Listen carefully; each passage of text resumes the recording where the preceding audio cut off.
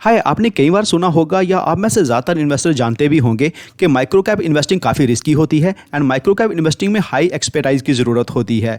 लेकिन क्यों? क्योंकि micro and small cap companies में सेपरेट डॉट्स को स्टडी करके कनेक्ट करना आसान नहीं होता। इसलिए potential multibagger micro and small caps को फाइंड आउट करना काफ़ी डिफिकल्ट होता है।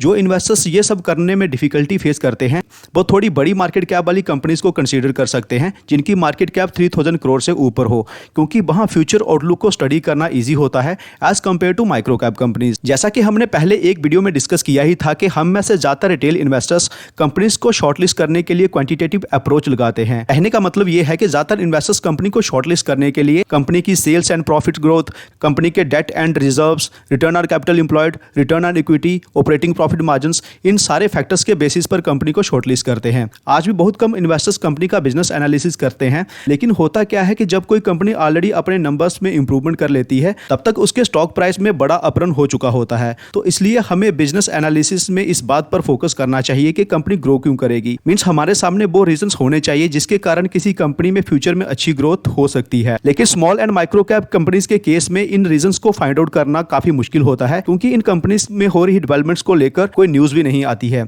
तो ऐसे में एक्चुअल स्टडी ये होती है कि पहले हमें मैक्रो फैक्टर्स का पता होना चाहिए, जिससे हमें ये पता चले कि उस पर्टिकुलर सेक्टर में हेडविंड्स है या टेलविंड्स। उसके साथ कंपनी के कैपेक्स डिटेल्स को भी स्टडी किया जा सकता है कि आखिरकार कौन सी ऐसी डिमांड इमर्ज हुई है जिसके लिए कंपनी ये कैपेक्स कर रही है। उसके बाद कुछ और डाटा जैसे कि चेंज इन मैनेजमेंट, किसी नए वर्टिकल में एंट्री, इन सारे डॉट्स को कनेक्ट करके कंपनी को शॉर्टलिस्ट किया जा सकता है। ऐसा बिल्कुल हो सकता है कि जो कंपनी कोई खास परफॉर्म नहीं कर रही हो वो भी मल्टीबैगर बनकर उभर सकती है। लेकिन जो इन्वेस्टर्स इतनी सारी स्टडी नहीं कर सकते लेकिन माइक्रो कैप में इन्वेस्ट भी करना चाहते हैं, तो वो क्या कर सकते हैं कि उन स्टॉक्स को स्टडी कर सकते हैं यहाँ बड़े इन्वेस्टर्स एंट्री ले रहे हों या अपने स्टेक को बढ़ा रहे हों, क्योंकि उनके पास कंपटीटिव एडवांटेज ये रहता है कि फ्यूचर आउटलुक को लेकर उनको अपने काफ़ी सारे क्वेश्चंस का आंसर कंपनी की मैनेजमेंट से मिल जाता है, जो जनरली रिटेल इन्वेस्टर्स को नहीं मिल पाता। जो छोटी कंपनीज होती हैं यहाँ इंस्टीट्यूशंस भी बहुत रेयरली इन्वेस्ट करते हैं, इसलिए इंस्टीट्यूशंस की स्टडी को वॉच करके भी हमें बेटर माइक्रो कैप्स पता नहीं चल पाएगा। फर्दर इंस्टीट्यूशंस इन कंपनीज को कंसीडर नहीं करते हैं, इसलिए माइक्रो कैप में जनरली वैल्यूएशन भी चीप मिल जाती है। ये इसका प्लस पॉइंट है। फ्रेंड्स, बड़े इन्वेस्टर्स की एंट्री के बेस पर कंपनीज को शॉर्टलिस्ट करना, इसे आप थंब रूल ना माने, क्योंकि बड़े इन्वेस्टर्स भी कई बार गलत डिसीजन ले लेते हैं। इवन कि वॉरेन बफेट ने भी अपनी रॉन्ग इन्वेस्टमेंट डिसीजन को पब्लिकली कई बार बताया है। तो इसलिए आप क्या कर सकते हैं कि जिन कंपनीज में बड़े इन्वेस्टर्स एंटर कर रहे हो या अपने स्टेक को बढ़ा रहे हो, उन कंपनीज को फर्दर स्टडी कर सकते हैं। अगर कुछ रीजंस मिले तो देन उन्हें कंसीडर करें। सिर्फ बड़े इन्वेस्टर्स को कॉपी करके अपने हार्ड अर्न मनी को इन्वेस्ट करना गैम्बलिंग से कम नहीं है। बिकॉज अगर हमें पैसा बनाना है तो हमें उन्हीं बिजनेसेस में इन्वेस्ट करना पड़ेगा जो हमें समझ आते हों एंड यहाँ हमें इन्वेस्ट करने के रीजंस भी मिल रहे हों। तो आज के वीडियो में मैं 5 ऐसी कंपनीज आपके सामने रखूंगा जिसमें बड़े इन्वेस्टर्स जैसे कि मुकुल अग्रवाल, आशीष कचोलिया, विजय केडिया जैसे इन्वेस्टर्स ने इन्वेस्ट किया है। वैसे तो काफी सारी कंपनीज हैं जिनमें इन बड़े इन्वेस्टर्स ने इन्वेस्ट किया है, लेकिन हमने सिर्फ 5 कंपनीज को ही कंसीडर किया है जिनके बिजनेस को मैं पर्सनली समझ पाया एंड जिनके बारे में फर्दर आपको भी कुछ बता सकता हूँ। तो नमस्कार, कैपिटल एंड गेन्स में मैं सुशील देवल आपका स्वागत करता हूँ। तो फ्रेंड्स, इस तरह के क्वालिटी कंटेंट को आप तक लाने में काफी ज्यादा मेहनत लगती है, तो मुझे मोटिवेट करने के लिए आप वीडियो को लाइक जरूर करते रहें। मैं सेबी रजिस्टर्ड एडवाइजर नहीं हूं, इसलिए इन्वेस्ट करने से पहले खुद का एनालिसिस जरूर करें एंड अपनी इन्वेस्टमेंट्स को डाइवर्सिफाई भी जरूर करें। फर्स्ट कंपनी दावरिया पॉलीवुड लिमिटेड है। कंपनी के पास 3 रिनाउंड ब्रांड्स हैं जैसे कि Polywood, Distona and Dynasty. Polywood brand के अंडर पीबीसी एंड यूपीवीसी वाले प्रोडक्ट्स आते हैं, जिसमें fall ceiling, door and furniture, aluminium window ये सब आती हैं। डिस्टोना ब्रांड के अंडर कंपनी जो प्रोडक्ट बनाती है वो आपकी स्क्रीन पर है। एंड इसके साथ डायनेस्टी ब्रांड के under company modular kitchen and wardrobes, institutional furniture and office furniture बनाती है। कंपनी इंडिया के उन फर्स्ट प्लेयर में से है जिसने पीवीसी फ्लूटेड पैनल्स की मैन्युफैक्चरिंग इंडिया में स्टार्ट की है। फ्लूटेड पैनल्स क्या होते हैं, इमेज देखकर आप मेकआउट कर सकते हैं। इस कैटेगरी में कंपनी चाइना की मोनोपोली को ब्रेक कर रही है by its cost competitiveness and extensive production capability. इतनी छोटी कंपनी होने के बावजूद भी कंपनी के पास 15 पेटेंट्स हैं एंड वाइड मार्केट को कैप्चर करने के लिए कंपनी ने अपनी फैक्ट्रीज को काफी स्ट्रेटेजिकली सेटअप किया हुआ है। कंपनी के बड़े क्लाइंट्स की लिस्ट आपकी स्क्रीन पर है, जिसमें DLF, Mahindra, Larsen Toubro and Tata जैसे ब्रांड्स भी हैं। फ्लूटेड पैनल्स के लिए कंपनी कोयम्बटूर में अपने 4 नए एक्सट्रूजन लाइन सेटअप कर रही है, जो कि Q2 फाइनेंशियल ईयर 24 में ऑपरेशनल हो सकते हैं। सिमिलरली बेंगलुरु वाले यूनिट में भी कंपनी अपने 4 नए एक्सट्रूजन लाइंस को सेटअप कर रही है for door profiles and UPVC windows. Traditional method से UPVC and PVC based products के पास क्या कंपटीटिव एडवांटेज है, तो यूपीवीसी के केस में आप देख सकते हैं ये रिसाइक्लेबल है, लो मेंटेनेंस है एंड लाइट वेट है। वही अगर पीवीसी बेस्ड प्रोडक्ट्स की बात करें तो इनकी lower dependence on fossil fuels है, ये भी रिसाइक्लेबल है, लॉन्ग लाइफ स्पैन है and competitive quality to price ratio है। फ्रेंड्स, कंपनी की मार्केट कैप सिर्फ 360 करोड़ की है एंड इसके साथ कंपनी के सारे फाइनेंशियल मैट्रिक्स भी अच्छे हैं। डेट कंपनी पर 57 करोड़ है एंड जो डेट टू इक्विटी बन रही है वो 0.83 है, जो कि मैनेजेबल है। उसके बाद अगर प्रॉफिट एंड लॉस स्टेटमेंट में देखें तो कंपनी की ग्रोथ काफ़ी डिसेंट रही है, कंपनी के प्रॉफिट ग्रोथ भी काफ़ी डिसेंट रहे हैं, लेकिन स्टॉक प्राइस में एक मेगा अपरन देखने को मिला है लास्ट के 5 सालों में। फ्रेंड्स, अगर कैश फ्लो स्टेटमेंट को देखें तो कंपनी ऑपरेशन से लगातार अच्छे खासे कैश जनरेट कर रही है एंड इस फाइनेंशियल ईयर में कंपनी ने हाईएस्ट एवर कैश जनरेट किए हैं, दैट इज 14 करोड़। फ्रेंड्स, जो कंपनीज ऑपरेशन से अच्छे खासे कैश जनरेट करती हैं तो आप मान सकते हैं कि वो नियर फ्यूचर में खत्म होने वाली नहीं है। शेयर होल्डिंग पैटर्न को देखें तो प्रमोटर्स के पास 67.75% है। उसके बाद पब्लिक में आशीष कचोलिया जी ने इसी क्वार्टर में 6.43% का स्टेक एक्वायर किया है, तो अप्रॉक्सीमेटली 80% कंपनी स्ट्रॉन्ग हैंड्स में है। विच शोज के बड़े इन्वेस्टर्स भी मानते हैं कि ये कंपनी कुछ बेटर कर सकती है। उसके साथ इंडस्ट्री में टेलविंड भी है and company high aspirational customers को टारगेट कर रही है, तो इसलिए ये कंपनी फ्यूचर में अच्छी ग्रो कर सकती है। कंपनी हमने टेक्सटाइल सेक्टर से शॉर्टलिस्ट की है जो होम टेक्सटाइल में ऑपरेट करती है एंड चाइना प्लस वन की ये one of the biggest beneficiary है। फ्रेंड्स, 2019 के बाद यूरोपियन कंट्रीज एंड यूएसए ने चाइना की टेक्सटाइल बेस्ड कंपनीज पर टैरिफ बढ़ा दिया एंड इसके साथ चाइना में increasing labour cost, increasing power cost and pollution को कर्व करने के लिए लिए गए स्टेप्स एंड कम होते हुए इंसेंटिव्स ने चाइना बेस्ड टेक्सटाइल कंपनीज के एक्सपोर्ट को काफी कॉस्टली बना दिया है। इसके साथ यूएसए की टेक्सटाइल मार्केट में भी स्लो डाउन देखने को मिल रहा है, जिससे इंडियन बेस्ड टेक्सटाइल कंपनीज जिनका एक्सपोर्ट से बड़ी रेवेन्यू आती है उनके लिए एक बड़ी अपॉर्चुनिटी इमर्ज हो रही है। इस सेक्टर से सेलेक्ट की हुई कंपनी जिसका नाम फेज 3 लिमिटेड है, यूएसए से 65% की रेवेन्यू जनरेट करती है, यूके एंड यूरोपियन मार्केट से 30% की रेवेन्यू जनरेट करती है, तो हम कह सकते हैं कि कंपनी ऑलमोस्ट सारी की सारी रेवेन्यू ही एक्सपोर्ट से जनरेट करती है। कंपनी का सिलवासा एंड औरंगाबाद में जो कैपेक्स अंडर प्रोग्रेस था वो भी कंप्लीट हो गया है। इसके बाद पानीपत में 40 करोड़ का कैपेक्स अंडर प्रोग्रेस है जो मार्च 24 तक कंप्लीट हो सकता है एंड इसके कंप्लीशन के बाद कंपनी की प्रोडक्शन कैपेसिटी 3 टाइम्स बढ़ जाएगी। कंपनी की मार्केट कैप 1144 करोड़ है। कंपनी की वैल्यूएशन भी रीजनेबल है। इसके साथ कंपनी के सारे फाइनेंशियल मैट्रिक्स अच्छे हैं, चाहे वो रिटर्न ऑन कैपिटल एम्प्लॉयड हो, रिटर्न ऑन इक्विटी हो, डेट टू इक्विटी हो, क्विक रेशियो हो, करंट रेशियो हो या रिटर्न ऑन एसेट्स हो। उसके बाद प्रॉफिट एंड लॉस स्टेटमेंट में देखें तो लास्ट के 2 फाइनेंशियल ईयर में कंपनी ने जबरदस्त रेवेन्यू में ग्रोथ की है एंड उसके बाद नेट प्रॉफिट्स भी हाईएस्ट एवर पर पहुंच चुके हैं, that is 57 crore. Cash flow की बात करें तो कंपनी ऑपरेशन से भी लगातार अच्छे कैश जनरेट कर रही है एंड लास्ट फाइनेंशियल ईयर में कंपनी ने हाईएस्ट एवर ऑपरेशन से कैश जनरेट किए हैं, that is 109 crore. Share holding pattern की बात करें तो इस छोटी कंपनी में प्रमोटर्स लगातार अपना स्टेक बढ़ा रहे हैं एंड प्रेजेंटली प्रमोटर्स का स्टेक है 56.16%। वही अगर पब्लिक की बात करें तो 43.47% की होल्डिंग है, जिसमें आशीष कचोलिया जी ने अपनी होल्डिंग को बढ़ाकर 5.42% कर दिया है।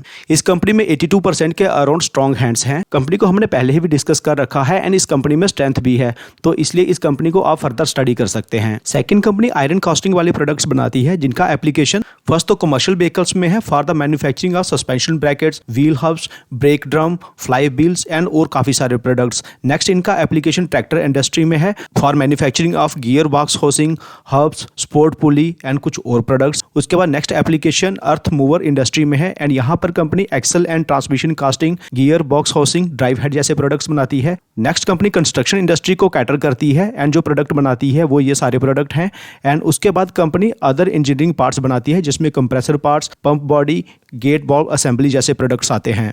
कंपनी का नाम यूनिवर्सल ऑटो फाउंड्री लिमिटेड है एंड अपने प्रोडक्ट सेगमेंट में कंपनी मार्केट लीडर है। कंपनी के क्लाइंट्स की लिस्ट में हमें अशोक लीलैंड मिलेगा, एस्कॉर्ट्स मिलेगा, उसके बाद जेसीबी मिलेगा, कुबोटा है, महिंद्रा है एंड और भी काफ़ी सारी कंपनीज हैं जो इनके प्रोडक्ट्स को यूज़ करती हैं। मैं स्लोली आगे लिस्ट को कर रहा हूं तो यहाँ आप देख सकते हैं। कंपनी की क्लाइंट लिस्ट से पता चलता है कि कंपनी के प्रोडक्ट्स की अच्छी एक्सेप्टेंस है। उसके बाद कंपनी की अगर मार्केट कैप देखें तो वो 312 करोड़ की है। स्टॉक का P 29.2 है जो कि रीजनेबल ही माना जा सकता है। उसके बाद सारे फाइनेंशियल मैट्रिक्स भी अच्छे हैं, चाहे वो रिटर्न ऑन कैपिटल एम्प्लॉयड हो, रिटर्न ऑन इक्विटी हो, डेट टू इक्विटी हल्का सा हायर साइड है लेकिन मैनेजेबल है। उसके बाद कंपनी के quick ratio, current ratio and return on assets सब कुछ ठीक ठाक है। प्रॉफिट एंड लॉस स्टेटमेंट में देखें तो कंपनी ने सेल्स में काफी डिसेंट ग्रोथ की है लास्ट के 10 सालों में। इवन की कंपनी के प्रॉफिट्स में भी काफी डिसेंट ग्रोथ हो रही है, लेकिन ट्रेलिंग 12 मंथ्स में जबरदस्त ग्रोथ देखने को मिली है। एंड यही कारण है कि कंपनी ने लास्ट के 5 सालों में 37% के CAGR से रिटर्न्स बनाकर दिए हैं। अगर शेयर होल्डिंग पैटर्न को देखें तो प्रमोटर्स के पास अभी 42.52% की होल्डिंग है। एंड इस कंपनी में आशीष कचोलिया जी ने इसी क्वार्टर में 8.54% का स्टेक एक्वायर किया है। इतनी छोटी कंपनी होने के बावजूद कंपनी के प्रोडक्ट्स की एक्सेप्टेंस है, तो इसलिए इस कंपनी को भी फर्दर स्टडी किया जा सकता है। फ्रेंड्स, नेक्स्ट कंपनी एक ई-कॉमर्स कंपनी है, लेकिन ये कंपनी सिर्फ डेंटल प्रोडक्ट्स को ही डील करती है। कंपनी के पास 10,000 प्लस SKUs हैं, यानी कि stock keeping units, and 300 domestic and international brand के साथ टाई अप है। कंपनी डेंटल कार्ड के नाम से शॉपिंग पोर्टल रन करती है एंड कंपनी का नाम वासा डेंटिसिटी लिमिटेड है। अब कंपनी में स्पेशल क्या है एक बार वो देख लेते हैं। फाइनेंशियल ईयर 20 में कंपनी के पास जो नए कस्टमर्स आए थे वो थे 32,402 एंड लेकिन ये अब बढ़कर हो गए हैं 73,542। फाइनेंशियल ईयर 20 में कंपनी के पास जो टोटल ऑर्डर्स आए थे वो थे 91,316, जो कि लास्ट फाइनेंशियल ईयर में बढ़कर 3,16,748 हो गए हैं। भाई वेयर हाउसिंग स्पेस की बात करें तो फाइनेंशियल ईयर 20 में कंपनी के पास जो वेयर हाउसिंग का स्पेस था वो था 3200 स्क्वायर फीट, जो कि आज 5 टाइम्स बढ़ चुका है एंड अभी है 16,000 स्क्वायर फीट।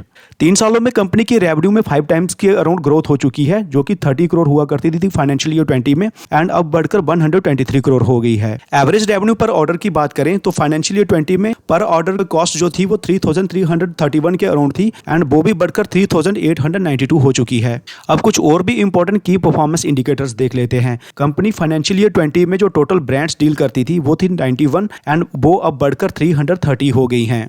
कंपनी की खुद की ब्रांड फाइनेंशियल ईयर 20 में सिर्फ 3 थी एंड आज बढ़कर 31 हो गई हैं, लेकिन इसमें से काफ़ी सारी अभी ऐसी ब्रांड्स भी हैं जिन्हें अभी लॉन्च करना है।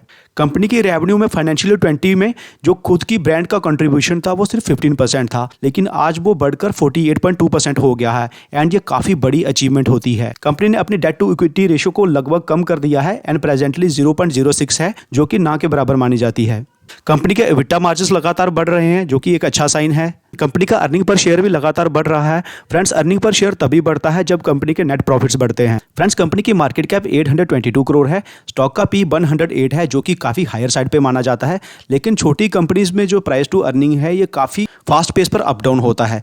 कंपनी के return on capital employed, return on equity दोनों ही अच्छे हैं, डेट टू इक्विटी भी ना के बराबर है। उसके बाद बाकी फाइनेंशियल मैट्रिक्स भी ठीक ठाक हैं। कंपनी के प्रॉफिट एंड लॉस स्टेटमेंट को देखें तो कंपनी ने अपनी रेवेन्यू को 5 टाइम्स बढ़ाया ही है, लेकिन पहले 2 सालों में कंपनी ने कोई प्रॉफिट जनरेट नहीं किए थे। लेकिन फाइनेंशियल ईयर 22 में कंपनी ने 5 करोड़ के प्रॉफिट जनरेट किए हैं एंड फाइनेंशियल ईयर 23 में कंपनी ने 8 करोड़ के प्रॉफिट जनरेट किए हैं। कैश फ्रॉम ऑपरेटिंग एक्टिविटी में देखें तो 8 करोड़ में से कंपनी के पास 2 करोड़ तो आ गए हैं कैश फ्लो के रूप में। उसके बाद अगर हम शेयर होल्डिंग पैटर्न को देखें तो प्रमोटर्स के पास 69.62% की होल्डिंग है।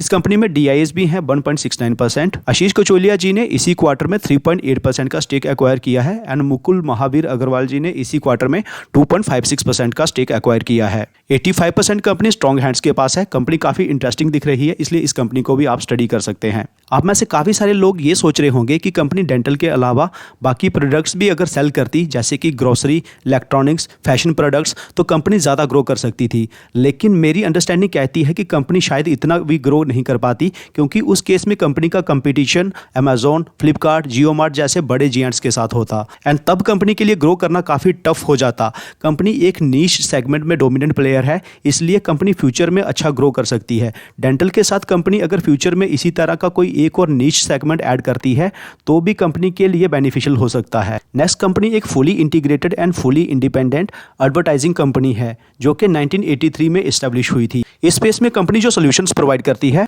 उसमें strategy plus consulting, creative services, execution plus management, media plus buying, data plus analytics जैसी सर्विसेज प्रोवाइड करती है। इसके सब सेगमेंट्स को स्टडी करने के लिए आप वीडियो को पॉज करके स्टडी कर सकते हैं। कंपनी की सर्विसेज की एक्सेप्टेंस को देखने के लिए हम कंपनी के क्लाइंट लिस्ट पर चले जाते हैं।